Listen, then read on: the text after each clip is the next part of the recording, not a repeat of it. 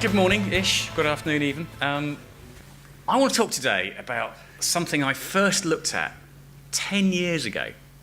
And I've been a bit surprised how, having re-looked at everything, right up to date, I found exactly the same set of security flaws in buildings. Now, 10 years ago, smart buildings weren't really a thing, but they are now. Everyone's going to hook their buildings up to the internet. Brilliant, fantastic. What could they possibly have done wrong? Let's go and have a look, shall we? So, a little intro to me and the team. So, we're security researchers, ethical hackers, penetration testers. We hack stuff. Stuff you probably know we've done, I've talked about before. So, my special friend Kayla, the swearing doll. You've all seen Kayla swear? Of course you have. You remember the Samsung smart TVs that listen to you? That was our work. And my favourite, my Mitsubishi Outlander, hybrid vehicle that we managed to successfully hack over Wi-Fi, pop the alarms, pop the door locks, and drive the car off. Anyway, I want to talk about building management systems. It's a bit of a new departure for us. So, what is a building management system? Well, that's kind of the thing that makes your building smart. Sounds a lot, doesn't it? Sounds interesting. But what it does, it generally controls things like your heating and your air conditioning. It might control the door locks, so electronic door locks. Your gate lines might be controlled by your BMS. And it gets interesting now. You might find that your fire alarms and even your building alarms are also hooked up to your HVAC. You'll find them hooked up to lifts as well. And the idea is, the reason why we do this is because it reduces cost. It allows people to remotely administrate your building, heat it up remotely on a cold day when it's going to be cold. And you can do cool stuff like tracking where people are in the building. Brilliant idea. Fantastic. So there's a huge amount in common with industrial controls. So one of the things we used to find back in the day was that your building management systems were on separate networks, like your old utility, industrial controls, PLCs, RTUs. They're on different segregated networks, often serial networks. Old protocols that if you didn't understand, you didn't know, frankly, you weren't going to be able to decode easily. But actually, in recent years, everything's moved to IP, which everyone knows how to play with, right? Fantastic. And you'll find that most of these old protocols are now encapsulated by IP, so you can play with it. And the other major problem we found was that because they were segregated, there was a degree of assumption about their security. So because they were over here and looked after by the building control guys, no one in the IT security organization said, what's that stuff over there? Because it's on a separate network. And what we started to see was these techs starting to bump into your corporate network.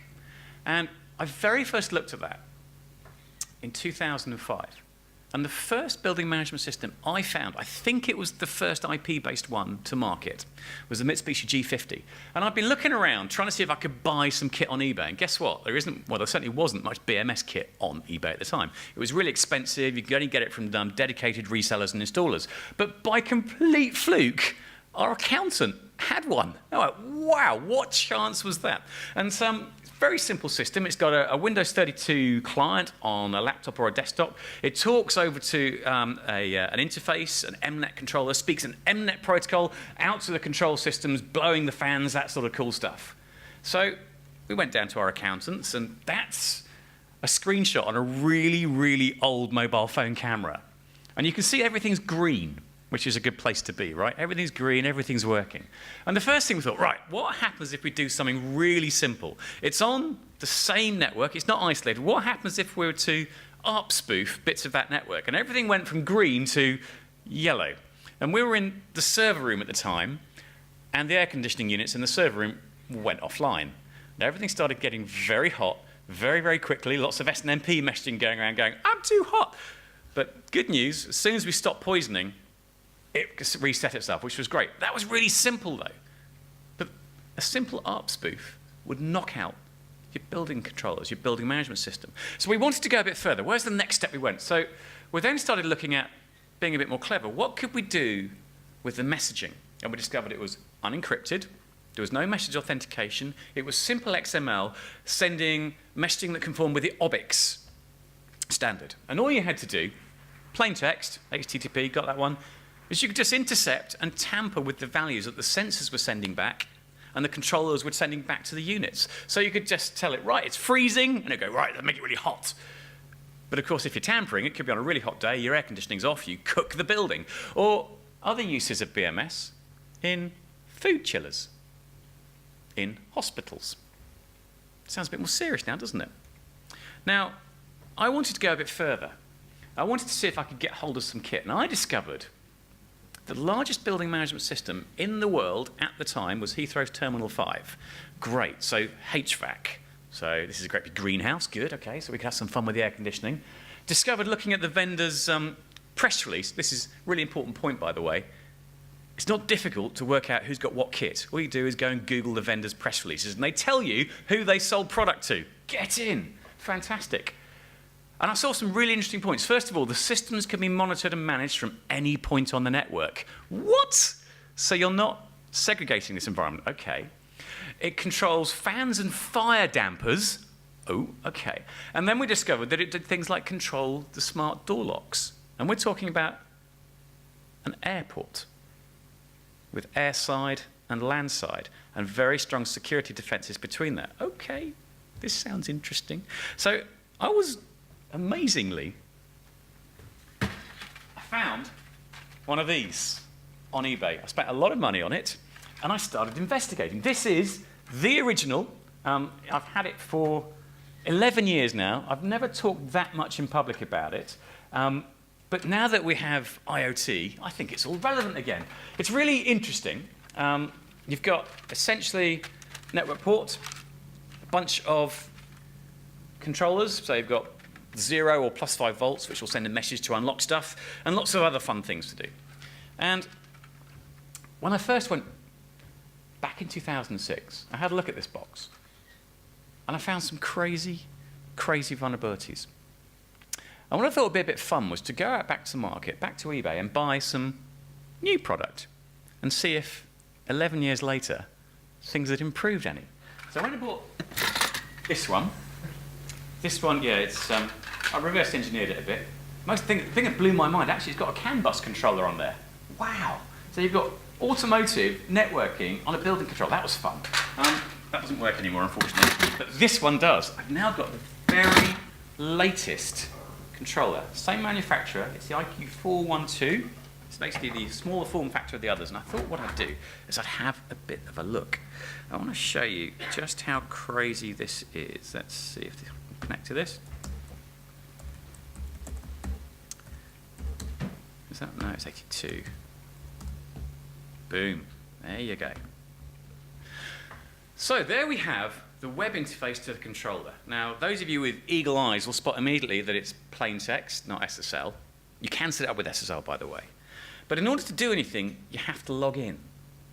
I thought, okay, fair enough. They put some security in place, so I've got to crack the password. Unless you click modules and go to users, you can actually create a new user before you authenticate.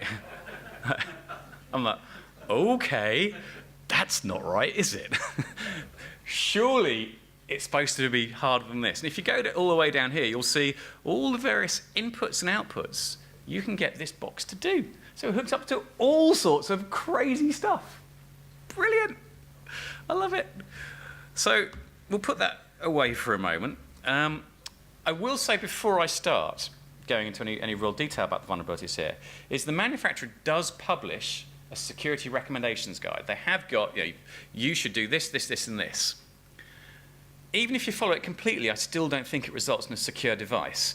But the problem is there's no audit process from the manufacturer to prove their installers have actually followed it. And what I'm going to explain over the next few slides is what this has resulted in because of this lack of audit, lack of understanding by their installers. So we've already explained that one, the fact that I found exactly the same issue, the authentication bypass on the 2006, the 2013, and the 2017 controllers. Wow. Okay, I've now got control of the system. Good, this is fantastic. We found a cross-site scripting bug in the early version of the controllers.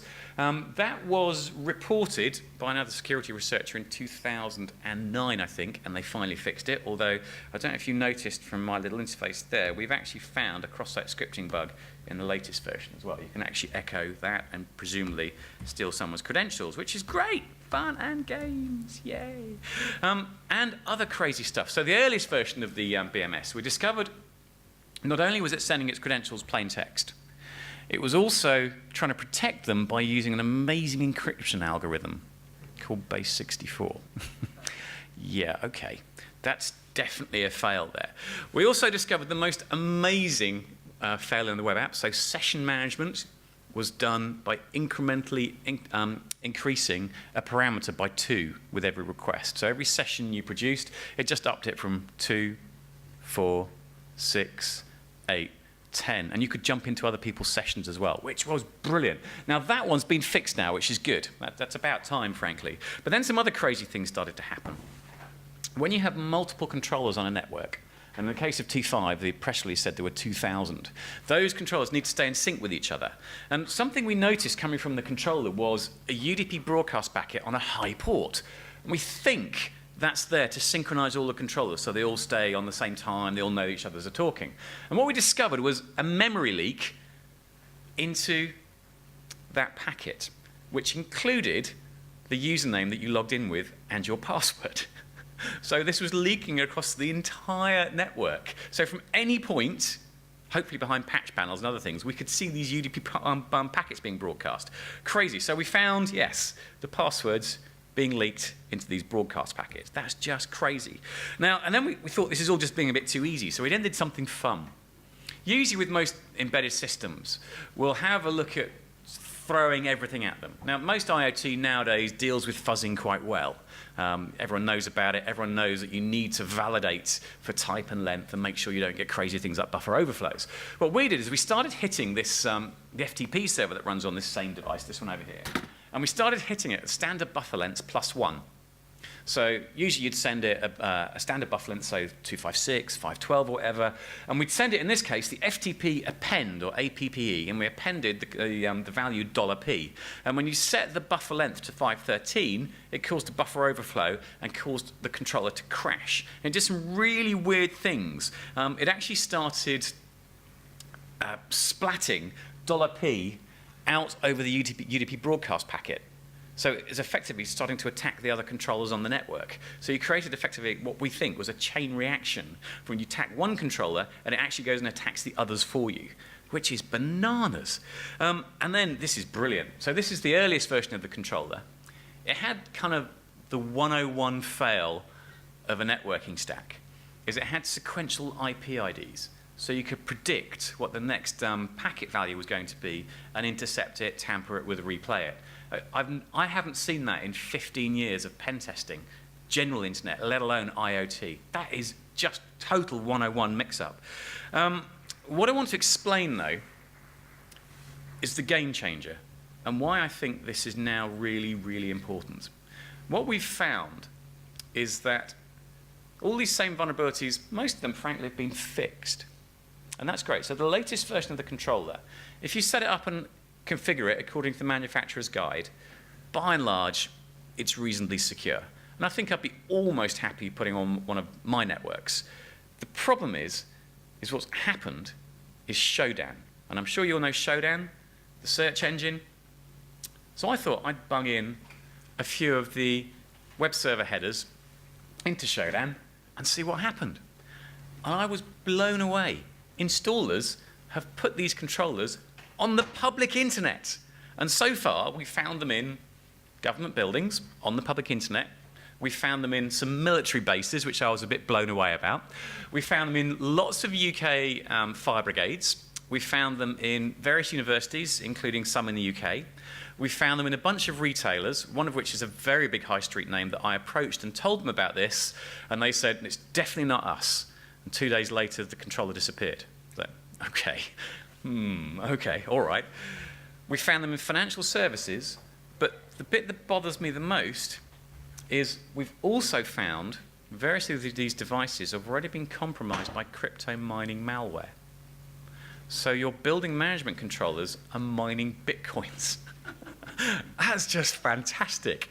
Now, one of the things that bothers me is what we found was evidence of various controllers that had been compromised by the Bitcoin mining malware. We're not convinced they were actually mining because we don't think the malware runs on the embedded OS these run. But they have been compromised, and it would be trivial to rewrite the code to do it. And I think this is absolutely bonkers. Now, if you want to have some fun, actually, we're actually connected to interwebs. So we'll have a look. Maybe not. We could actually go around and have a look, but I've got some other ones for you. You can actually go and hunt these as well. So if you want to hunt the building controls that I've shown today, so the IQ3 and IQ4, just search Showdown for IQ3 or IQ4, and you'll find them. You'll also find, if you search for G50, you'll find the Mitsubishis on the internet as well, and they're really old. Another one I want to show you. Hopefully it's in it. Yeah, good. This is funny. Sometimes you'll find really, really simple controls. This is what's called a web relay.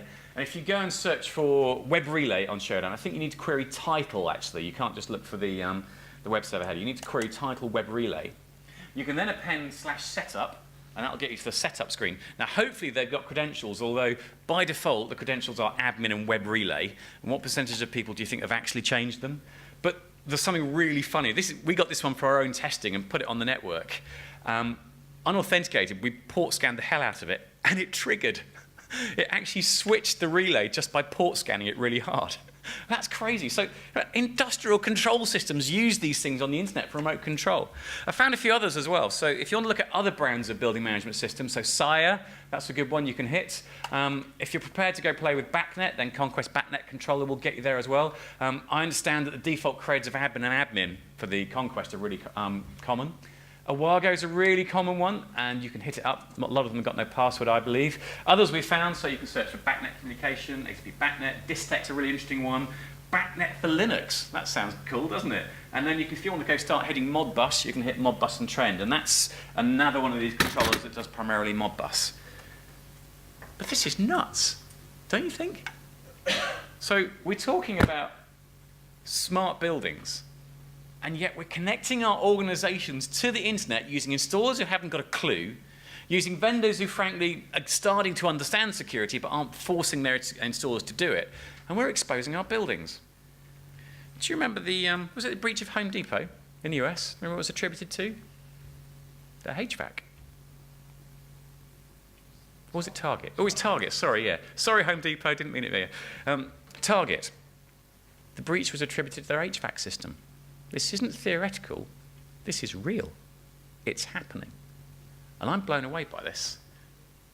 11 years after we first reported this. So I didn't report it much at the time, but it was covered in the press. These vulnerabilities are not private. They've been talked about before by us a long time ago. And here we are 11 years later and nothing's changed. Nothing significant's changed. That's really worrying. Do you think we need a working group in the IOTSF for smart buildings? I think we do, and I think we've got one now, and I strongly support that working group. I think it's going to be great, because we've got some problems to sort out, don't you think? I want to offer some balance, because it's not all the vendor's fault. In fairness, they have improved their security a long way. The primary problem is the installer here. Is installers of HVAC management, they put it in, they make it work, they want to be able to support it remotely, they put it on the internet. Yay, everything's good, right? Do they set credentials? I don't know. And whilst there is security guidance published by the vendor, I don't think it should be possible to set these devices up this badly. It's not good, is it? Pretty shocking. Cool. Well, that's kind of my bit, I think, just about done about BMS. We've got a few minutes left, shall we? Should we talk about some more fun things? There's been lots going on in the press recently, and I thought we'd have a little chat about toys. Anyone up for some chatting about some toys? Cool, excellent. So, I've been out lobbying really hard in the EU and also in the US about the appalling security of some kids' toys. And you'll know about my special friend Kayla, swearing doll that listens to you. So you're probably aware that we did this work on Kayla 3 years ago, January 2015, we first made Kayla swear. Get in. In January this year, the German telecommunications regulator issued a formal ban for Kayla. It took 2 years to make it happen, but we got there. And what they were concerned about is she's a concealed microphone. There's a microphone in there, And in Germany, you're not allowed to record someone without their permission. So the telecommunications regulator went, no. And most amusingly, in their guidance, they even published a picture of what to do with the doll with a large hammer. What? Yes, get in. So that's great. That was, there were lots of different organisations who were involved in that. So the Norwegian Consumers Council saw some of our research, took that further. They also replicated it on IQ, which is a little kid's robot. But just on Friday, we found the very latest one of these, and I'm going to try and see if I can make it play. Hopefully, this is worth it. Okay, I just want to hook up the internet. No, it's not going to play. Oh no, come on. It's not playing ball. Okay, don't worry, I give up. What we managed this parrot to do was do the unlucky Alf sketch. It goes and buys a parrot, keep himself company, comes back and the parrot has been trained to swear at him. So we got this parrot to swear like a docker, far worse than my friend Kayla. I don't know why I can't get on the internet because I worked at it perfectly well before, but I can't show you. What a shame. No, it's not going to play ball. Oh well, don't worry. Fine. We can't make that work. That's not good. He is very funny though. Other crazy things I want you to think about. So I have brought it with me today. We've also got cloud pets. You probably remember the breach of cloud pets. It was a messaging system for parents to send audio messages to their kids and vice versa. They got breached. They lost 2 million sets of kids' credentials. And I think it's going to be really interesting to see some of the ways that regulation can be used in ways people weren't expecting. And I think we're seeing lots of security researchers and regulators look outside of their own jurisdictions to find other ways of bringing bans into force. And I think one of the things I've been surprised about is also how commercial pressure can be used with retailers. So for example, Which magazine, you probably saw they took some of our research about a month ago and managed to bring pressure on various retailers and got them to delist products. We managed to get the Entertainer, which is a UK toys retailer, to delist cloud pets for a period of time. There are lots of other ways that existing legislation and regulation can be used to force change in manufacturers. So we've seen in all sorts of cases. So FTC complaints have been used by non-US organisations, so Asus and Google. I filed my first FTC complaint with the help of a US lawyer. Unfortunately, it was a dildo, but that's another story. Look for terms and conditions. You often find that T's and C's don't match with what the is actually being taken from the user. Great example of that was WeVibe, which was a very personal device. It was a vibrator, frankly. There's a theme here, isn't there? And it was gathering more data about the user than the terms of use suggested. And they settled a class action suit for $3.7 million a little while back. There's another one ongoing at the moment with Bose and various others too. Another interesting way of checking for compliance is to see if the FCC filings have been complied with. Often you find that something different is used in the device compared to the real FCC filing. Breach sites are really interesting, and we've seen breaches being reported to regulators as well. I don't know if you saw just yesterday, the French data privacy regulator banned my friend Kayla. So these things are happening fast. Check for advertising. There's lots of cool things you can do there. And ask difficult questions if you need to. So when I brought along, you probably saw a piece of research done by, again, the Norwegian Consumer Council, and they published a piece of work around smartwatches, kids' GPS tracking watches. I had been looking at them myself, but I hadn't finished the project, but I think maybe laughed the most. Here's one of them. They can't even spell the word smart properly. Okay, that doesn't bode well. Which is really worrying. A great idea. You know, I'd love to be able to keep tabs on my younger kids and let them roam a bit more freely, but I'd be quite concerned if that data wasn't kept private. There's some new laws coming. I don't know if you've read the US Cybersecurity of IT bill. It's draft in the US Senate. Fascinating bill, really short, really sweet. I think it's brilliantly drafted. It basically means that US government and agencies can't use product that doesn't comply with these, which drives change in the market. Unfortunately, the US Senate, as you know, is tied up with tax legislation, so I don't think we'll see that make its way into market in the short term. EU's doing some great things too. As you can see, there's quite a difference in the volume of words. This is about 100 pages of documentation. There's some good stuff, but it's going to take time. There is great guidance out there already. I'd strongly recommend the IoT Security Foundation guidance for doing IoT. It's really good. The OWASP, so your web apps, mobile apps and APIs, it's there, so use it. And there's loads of lobbyists out there that I love. So I Am the Cavalry in the US has been really active in enforcing change in the medical product in the USA, which is great. And if you want to have some fun, follow Internet of Shit on Twitter. He does some really funny things. So I think what we do need to sort this sector out is some regulation and legislation. I think it's going to take a while. I think it could be between 3 and 5 years before we see some great regulation by government. I think in the meantime, litigation is the answer. Go and sue their asses. If vendors won't play ball, then what choice do you have? We know how to do secure IoT. It's not that complicated, but people aren't doing it. And anyway, that's me. Hope you enjoyed it. I tweet about this stuff every day on Twitter. There's loads of advice and guidance on our website. 10 steps to IoT security. Lots of really simple advice. Hope you found it useful. Thank you.